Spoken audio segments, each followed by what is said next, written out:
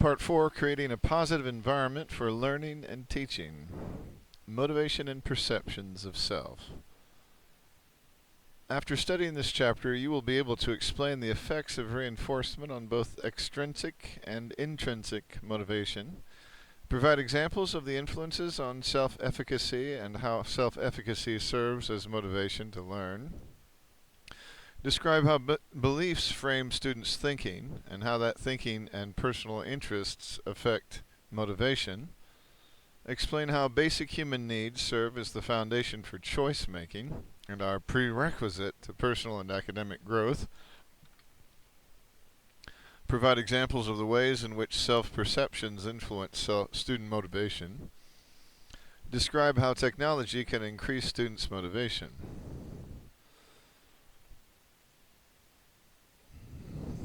Teaching is very much like putting together a puzzle. You first have to identify the pieces and then figure out how to construct them into a meaningful whole. This book is designed to help you identify the relevant pieces that make up the effective teaching puzzle and give you some ideas for using them in a coordinated fashion. In Part 1, for example, you learn the importance of understanding how students develop socially, emotionally, and cognitively, what students are like at different ages, and how they differ from one another. In Part 2, you were introduced to those pieces of the puzzle that pertain to the learning process and how different views of learning can be used to guide the type of instruction you provide. The puzzle pieces in this part deal with the importance of establishing a classroom environment that will motivate students to learn and of maintaining that positive atmosphere over time. In this chapter, we address the question of why students strive or don't strive for academic achievement. That is, what motivates students. The importance of motivation was vividly pointed out by Larry Cuban, a Stanford University professor of education who returned to teach a high school class for one semester after a 16-year absence. Of this experience, he says, "If I wanted those students to be engaged intellectually, then every day, and I do mean every day, I had to figure out an angle, a way of making connections between whatever we were studying and their daily lives in school, in the community, or in the nation."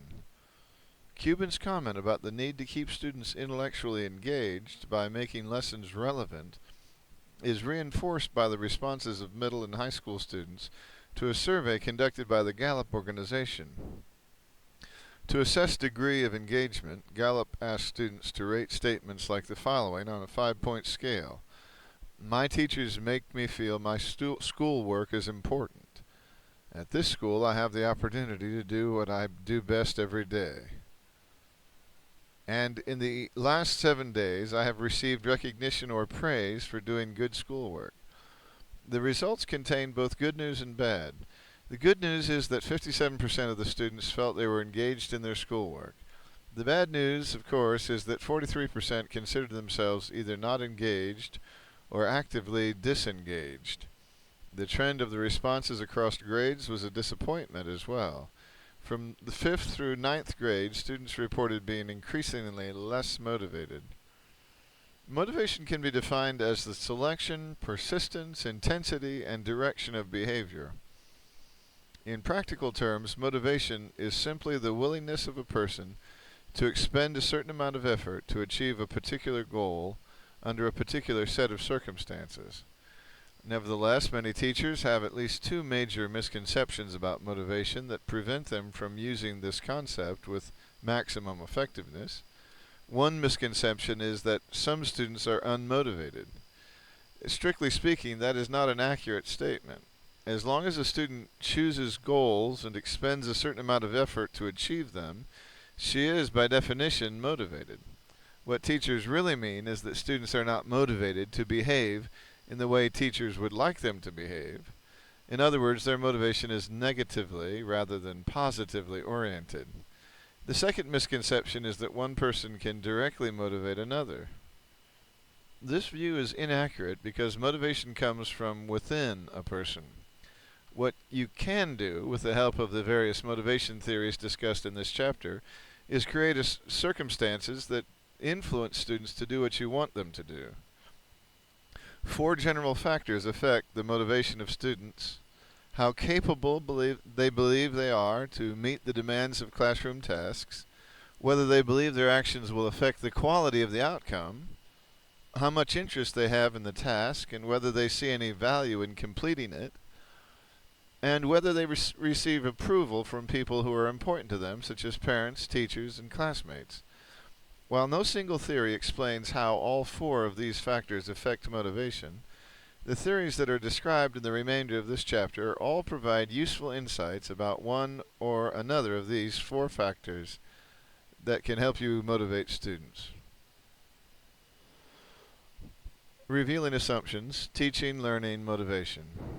I was in the teacher's lounge, says Antonio, and there were several teachers discussing the 8th graders. They were frustrated by the performance of the kids, especially in comparison to the group they had last year. After a while, one of the teachers said something that has stuck in my head for the last 3 weeks. She said, "I taught that unit extremely well, but the students just didn't learn it. Those kids are just not motivated." I heard something like that the other day, Celeste says. We were having a discussion in class about instructional planning. One of the students described a history class she observed. She said the teacher was really outstanding and that she had never heard a better explanation of how years of legal strategy and political organizing resulted in the unanimous Supreme Court decision to desegregate schools. And then she said, this guy was doing some great teaching, but the students just weren't interested. That sounds about right, says Don. I think there will always be some kids that we just won't be able to motivate. Connie draws in a big breath and exhales a long hum. Let's see, she says. If it's true that something can be taught but not learned, then it follows that teaching is unconnected to learning. And if it's also true that there will always be some students whom we, as teachers, cannot motivate, then teachers must be the source of student motivation. The group is silent for nearly a minute before Celeste says, "There's something wrong with this picture." Oh, there's a lot wrong with this picture, Celeste. Pause and reflect. Have you ever heard a teacher or professor say something similar to, "I taught it, but students didn't learn it"? Such comments require us to view teaching as independent of learning. Are you willing to accept that proposition? Now consider the comment, teachers can't motivate some students. The comment reveals an assumption that aspiring teachers sometimes make. Teachers are the most important source of student motivation. How do you see your role with regard to student motivation? How do you think about the relationship between teaching and learning? What role does motivation play in that relationship? The behavioral view of motivation. Earlier in the text, we noted that some psychologists explain learning from a theoretical perspective that focuses exclusively on the effects of observable stimuli, responses, and consequences on our propensity to exhibit particular behaviors. This approach is called operant conditioning, and its application to motivation has focused on the effect of reinforcement. In Chapter 7 on behavioral learning theory, we noted that providing students with timely reinforcement promotes motivation and learning. Many times the reinforcement takes the form of praise or a grade, but it can also be a token that is traded in for some desired object or the privilege of engaging in a self-selected activity. Operant conditioning interpretations of learning can help reveal why some students react favorably to particular subjects and dislike others. For instance, some students may enter a required math class with a feeling of delight, whereas others may feel that they have been sentenced to prison. B.F. Skinner, the creator of operant conditioning theory, suggested that such differences can be traced to past experiences. He argued that the student who loves math has been shaped to respond that way by a series of positive experiences with math. The math hater, in contrast, may have suffered a series of negative experiences. Remember the Gallup student poll we mentioned at the beginning of the chapter? Of the 7 items that made up the engagement scale, the one that received the lowest rating was, "In the last 7 days I have received recognition or praise for doing good schoolwork." From an operant conditioning perspective, consider what that might mean. Limitations of the behavioral view.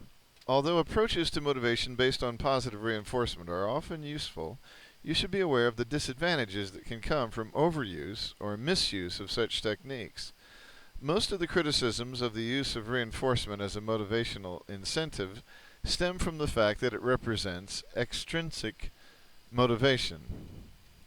That is, the learner decides to engage in an activity, such as participate in class, do homework, study for exams, to earn a reward that is not inherently related to the activity, such as praise from the teacher, a high grade, or the privilege of doing something different. By contrast, students under the influence of intrinsic motivation study a subject or acquire a skill because it produces such inherently positive consequences as becoming more knowledgeable, competent, or independent. Although extrinsic motivation is widespread in society, individuals are motivated to engage in many activities because they hope to win certificates, badges, medals, public recognition, prizes, or admiration from others. This approach has at least three potential dangers. Changes in behavior may be temporary. As soon as the extrinsic reward has been obtained, the student may revert to such earlier behaviors as studying inconsistently, turning in poor quality homework, and disrupting class with irrelevant comments and behaviors. Students may develop a materialistic attitude toward learning. They may think or say, "What tangible reward will I get if I agree to learn this information?" If the answer is none, they may decide to make little or no effort to learn it. Giving students extrinsic rewards for completing a task may lessen whatever intrinsic motivation they have for that activity.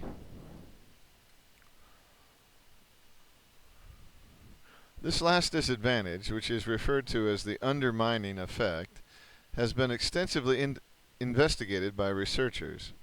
It appears that giving students rewards may indeed decrease their intrinsic motivation for a task, but only under certain conditions. Under other conditions, external rewards may enhance intrinsic motivation. Figure 11.1 summarizes recent research on this subject. Notice in particular that intrinsic motivation falls when students must compete for a limited supply of rewards. In contrast, intrinsic motivation rises when the reward consists of positive verbal feedback and is available to all who meet the standard. So here we are with the condition and the effect on intrinsic motivation. These decrease. The initial interest in task is very high, but then it decreases. Rewards used as tangible, such as candy, the rewards used are tangible. Candy, toys, stickers. Rewards are held out in advance as incentives. Rewards are given simply for engaging in the task. And students must compete against one another for a limited supply of rewards. But if you want the effect to increase intrinsic motivation, initial interest in task is low because task is perceived as boring or irrelevant. Initial interest in task is high, and reward takes the form of positive verbal feedback. Most desirable or highest reward, such as grade of A, is available to all who meet a predetermined set of criteria.